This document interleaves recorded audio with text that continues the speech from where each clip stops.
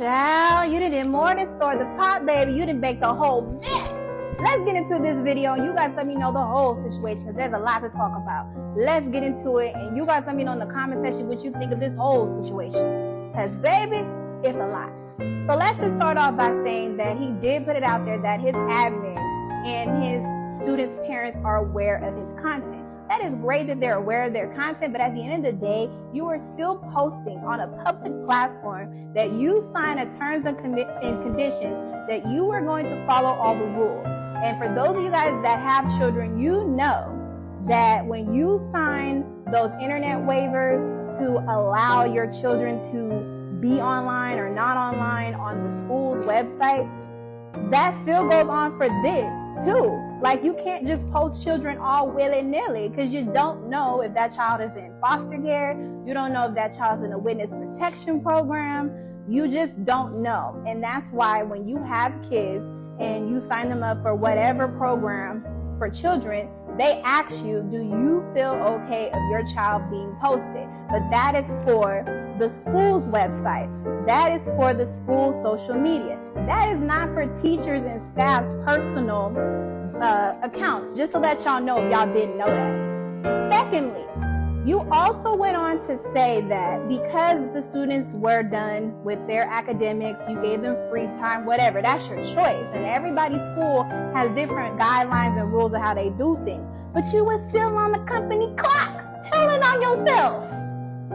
I wouldn't have done that. And I wouldn't have posted my students taking down my hair, because at the end of the day, that's still instructional time. Whether it's free time, it's still instructional time. The bell ain't rang, it ain't after school. I'm just assuming it ain't after school yet. So let's just start there. I'm not certain, I'm not sure, but he just said in the video that they were done with their work and he told them he can have free time. So I'm just making the assumption that it was still school hours.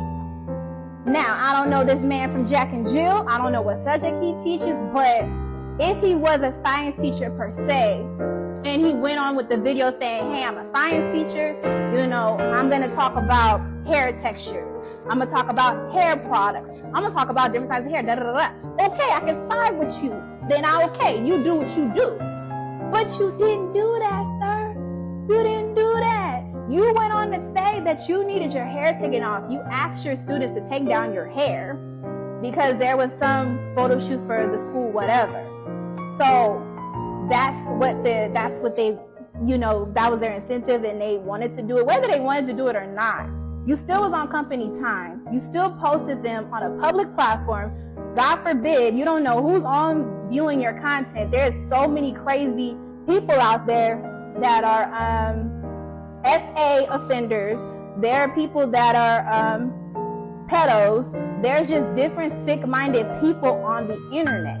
And that's why they say to not post children. Whether your student's family follows you or not, there are still sick-minded people in this world that have nasty minds that because you still had your shirt on from the school you work at, you got the kids in the video, that sick-minded person could pinpoint where you work, where the kids work, where the kids are, go through all the craziness of if they ride the bus, don't ride the bus, and be behind a bush and kidnap them because you're giving out public information, and that's not cool. Now, for those of you guys that don't know, when you have kids and you enroll them in school, parents have to sign a waiver whether they agree or disagree to have their kids online. Now, for instance, I'm just gonna use this as an example. Let's just say, for example, that he recorded this video and one of the students, because they wanted to be nice, didn't think nothing of it. Out of that group, one of those kids were one of the kids that were not supposed to be recorded. So then the parent sees on social media that the student that was not supposed to be recorded, find it on the teacher's personal social media, shows it to admin, and then shows it to him, and then guess what's going to happen? He ain't going to have a job. Because even though they said, no, I didn't want my child to be online, you guys did not post this on the school social media, you did not post this on the school's website, this was on a teacher's public account, he got to go. And that's how it is. That's why it's very important that you not only protect yourself, but make sure that you're not doing anything to give anybody a reason why to let you go from your job.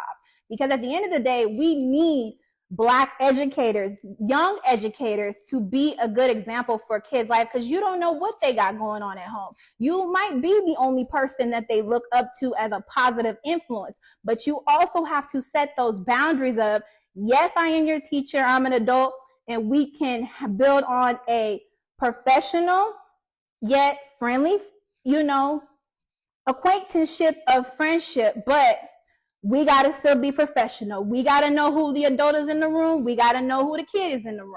And I just feel like some of these people on the social media with teachers, they are young and they feel like because they're at a certain title that they can't be touched.